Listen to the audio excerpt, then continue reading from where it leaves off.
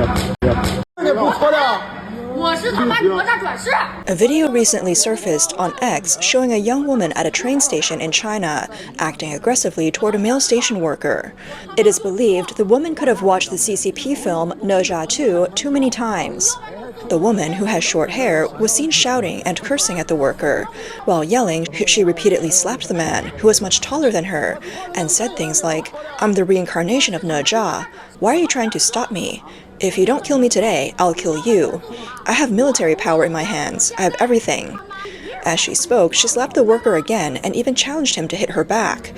The worker didn't retaliate and just stood there, holding his face where she had hit him. Emboldened, the woman took off her jacket and then removed one of her shoes, holding it like a weapon while she called the police herself, demanding they come handle the situation. The male worker seemed to be genuinely afraid, unsure of who she was or what her background might be. He didn't fight back and only tried to reason with her a few times. Onlookers were disturbed, with one person saying, "This is too much," but no one stepped in to stop her. Some users online commented, "Looks like she's lost her mind after watching Nezha too many times. Nezha syndrome is here. Get ready, everyone." Maybe in the future, people should show a mental health certificate before entering a Chinese cinema. On February 13th, the domestic Chinese animated film Nezha 2 hit 10 billion yuan at the box office, becoming a hot topic across major platforms in China.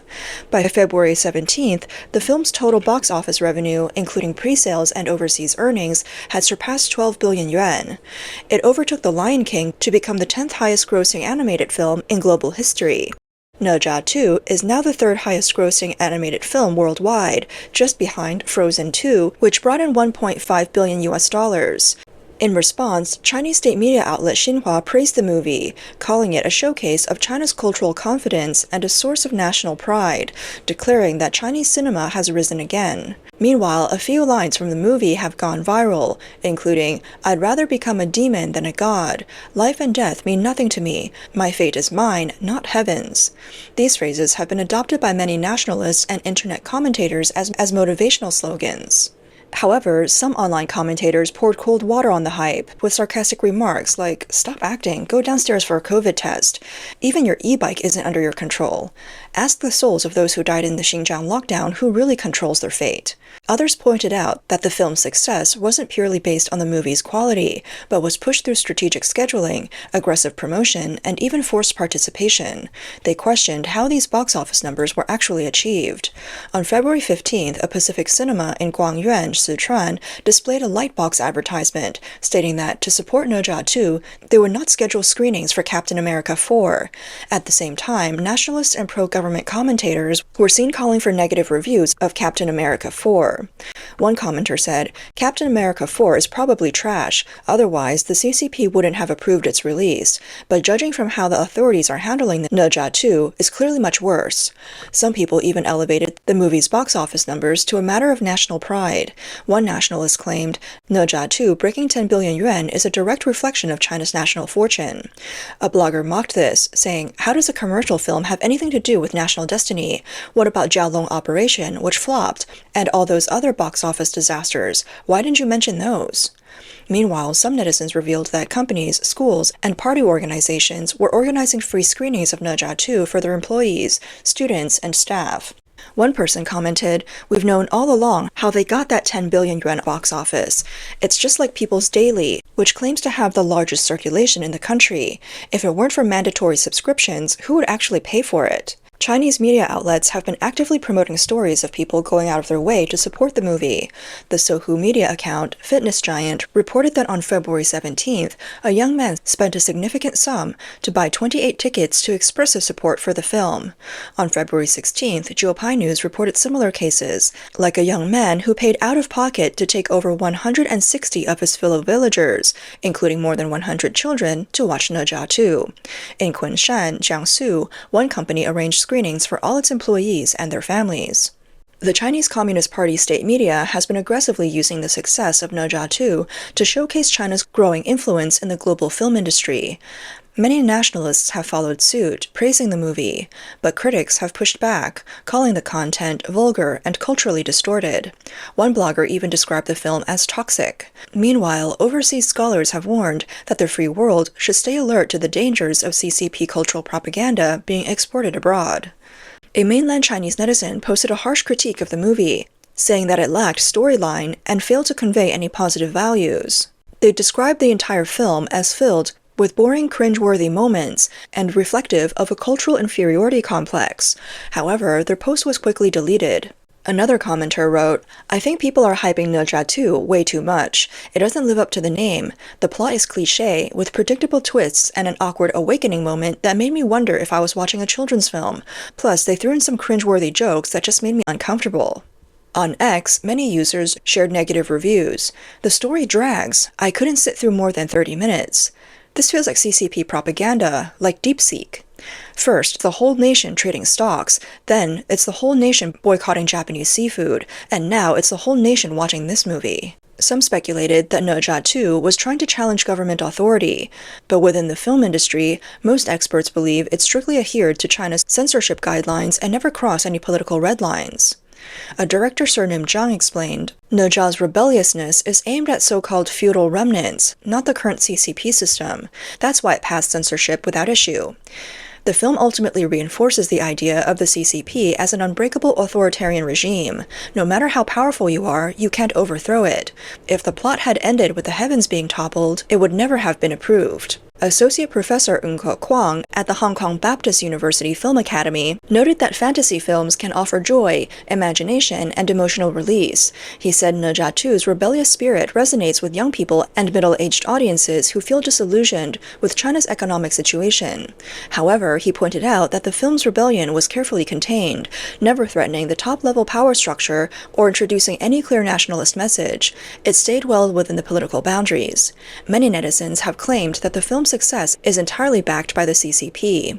They point to the heavily controlled comment sections on major media platforms as evidence of the authorities protecting the film from criticism. A blogger named Li Enju posted a video a few days ago sharing his mixed review of Nezha 2. He said the movie was decent but had flaws in its storyline. To his surprise, he was bombarded with hostile comments. People accused him of being unpatriotic, of worshipping foreign films, and lacking national pride. Some even resorted to personal attacks. In his video, Lee discussed 3 stages of national confidence. The first stage is complete insecurity, or self-doubt. The second stage is fragile conscience. In this stage, people feel proud of their achievements, but become defensive and angry when others point out their shortcomings. The third stage is genuine confidence. In this stage, people are secure in their achievements, remain unbothered by external criticism, and can even joke about themselves. He concluded by saying that Chinese people should learn how to accept different viewpoints without being overly sensitive. "We should be more like Americans. No matter what the world says about them, from politicians to the general public, they just stay calm and confident." Nezha 2 is an adaptation of a Chinese ancient myth, but it drastically alters the original story. The film turns the child deity Nezha into a so-called demon child, attaching vulgar and crass behavior to the character. In the original mythology, there's a figure called the Old Man of the South Pole, who symbolizes longevity and kindness. But in the movie, this character is replaced with a villain who frames others. Similarly, Shen Gongbao, traditionally a jealous and deceitful antagonist, is reimagined as a righteous figure pursuing immortality. This pattern, some say, reflects the CCP's decades-long practice of destroying tradition, distorting cultural narratives, and flipping right and wrong. A blogger known as Brother Hu Zi posted, "This movie is a form of cultural distortion, cultural invasion in disguise. People think it's good, but we've turned good into evil and evil into heroism. It's a tragedy. People don't even realize what they're applauding. Today's kids don't understand manners, lack filial piety, and are selfish and lazy. This is the result of years of CCP brainwashing." Another blogger, known for his content on Chinese classical studies, said he felt infuriated after watching the movie and bluntly called it garbage.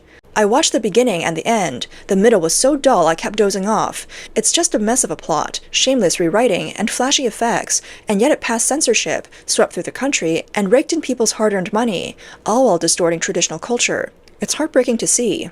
He explained that for generations, Nezha was seen as a lively, mischievous, and adorable child. Now that image has been completely destroyed. Future generations will think of Nezha as a blue-faced, sharp-toothed monster. He also criticized how the film depicted the villain. It's obvious this character is just the old man of the South Pole in disguise. In traditional folklore, he's a kind elderly figure who represents good fortune, prosperity, longevity, happiness, and wealth. He's deeply respected and loved in Chinese culture. But in Nezha too, they turned him into a sinister, ruthless figure who wipes out the entire population of Chengtang Pass. And then, they show people beating and cursing this once beloved deity. How can they claim this is the glory of Chinese animation while trashing a symbol of good fortune? What is their real motive here? Some viewers have also raised concerns about what they see as harmful messages in the film. Phrases like, "Life and death mean nothing to me. I rebel against heaven itself. My fate is mine, not heaven's. And I'd rather become a demon than a god," have been criticized for encouraging an unhealthy mindset. A blogger called the film toxic chicken soup. All those slogans about defying the heavens and carving a path where none exists, don't fall for it. Don't get carried away by this toxic messaging. Just eat when you're hungry, drink when you're thirsty, work hard, and build your future step by step. That's what really matters. Another blogger echoed this sentiment. In his view, Nezha 2 feeds audiences grand illusions while disconnecting them from reality. He explained that the slogan, "My fate is mine, not heaven's," encourages people to fight against perceived external injustices instead of addressing their own shortcomings. He pointed out that if someone in the workplace only focuses on whether overtime is paid or whether management is humane, instead of improving their own skills and value, they'll remain stuck in place. He urged viewers not to battle the heavens, but to challenge themselves, learn real knowledge, and strive for a better life. On February 8th, Nezha 2 held its overseas premiere at the TCL Chinese Theater in Los Angeles. Similar to the earlier film, Black Wukong, the movie has been accused of distorting traditional Chinese mythology with ideological elements, with some commentators suggesting it aligns with the CCP's broader unrestricted warfare against the United States. Some have pointed out potential symbolic messages in the film. For instance, the Yushu Palace in the movie is said to represent the Pentagon. The green medallions that aspiring immortals pursue are seen as a reference to the U.S. permanent residency green card. There's also a dollar sign depicted on the small door of the alchemy furnace. A character is severely beaten and the furnace explodes, imagery that some interpret as a metaphor for America's downfall, with the film subtly suggesting the triumph of China over the United States. A blogger named Nemo Fury noted another potentially symbolic moment. The Yushu Palace is shown as this grand, luxurious structure, and Nezha repeatedly says, "So white," 3 times. He even asks, "Is this entire palace made of jade? Where did you get the money for all this jade?" Given the building's pentagonal shape, it's pretty obvious that it's meant to represent the White House. Jiangping Chao, editor of the June 4th Poetry Collection and president of a US-based real estate investment company, shared his perspective on the CCP's long-standing cultural strategy. The party's cultural policies serve 2 main purposes: to brainwash the Chinese public and to attack Western civilization. All of the entertainment products coming out of China today align with this broader strategy. Jiang said the film's release during Chinese New Year, combined with the country's economic struggles, appears to be an attempt to redirect domestic frustrations outward. He said, "The movie's message of fearing neither heaven nor earth reflects Mao Zedong's ideology of struggling against heaven, earth, and humanity. But this approach will backfire. Once people are fully indoctrinated, society will lose all sense of order, and eventually, that chaos will turn against the regime itself." Jiang also connected the movie's aggressive slogans to a spiritual battle. The United States promotes faith and encourages people to follow the natural order of creation. The CCP, on the other hand, openly rejects that belief. What we're seeing here is essentially a spiritual war. Everything the Communist Party does stands in opposition to the fundamental principles of the world as it was created. Jiangping Chao went on to say that since coming to power, the CCP has consistently trampled on China's traditional, divinely inspired culture. He said, to maintain its rule, the party has teams of people who study China's spiritual traditions, not to honor them, but to corrupt and twist them using ideological narratives. That's how the party operates. That's why China has a 3 self-patriotic movement and state-controlled Buddhist associations. These institutions aren't about genuine faith. They must all submit to party control. The CCP isn't truly atheist. It just wants to be the bigger god. Some commenters believe that the CCP released Nezha 2 as a propaganda tool to energize nationalist supporters and paid commentators known as Wu Mao. At the same time, the film itself offers brief emotional release for overworked laborers, migrant workers, and other human resources the party exploits. For overseas Chinese who still identify with the regime, it's meant to evoke a sense of pride and excitement. The goal is to project an image of strength, convincing the world that China remains powerful despite its economic decline. However, However, these critics argue the CCP is running out of options. No matter how ambitious its goals, they say the final outcome will be the opposite of what the party hopes for. The party spared no effort turning Nezha 2 into a so-called box office miracle. It hopes the film's anti-American messaging can penetrate the enemy's heart, and perhaps even achieve commercial success in the United States. A Chinese woman living in the US shared a video after watching the movie. I just walked out of the theater after watching Nezha 2 here in the US. I guess I can now say I participated in this 10 billion yuan box office phenomenon. I honestly thought the screenings would be packed, but to my surprise, there were only 3 or 5 people in the entire theater, and they were all Chinese. Not a single American was there. It's not that we don't want to support Nezha overseas, but this is just the reality. The film's lackluster performance overseas was inevitable.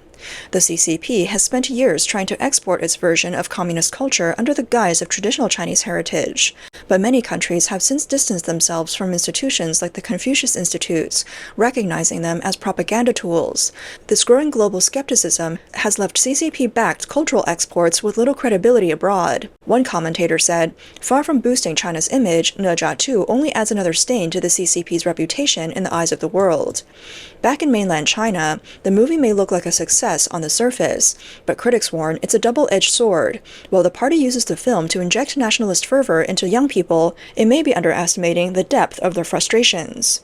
One observer said, "Take that young woman on the train from the beginning of the story. Once someone starts embodying Nezha's rebellious spirit, you just can't control or rewrite the ending like you do in a movie. When you push too hard, that defiance might turn against the party itself."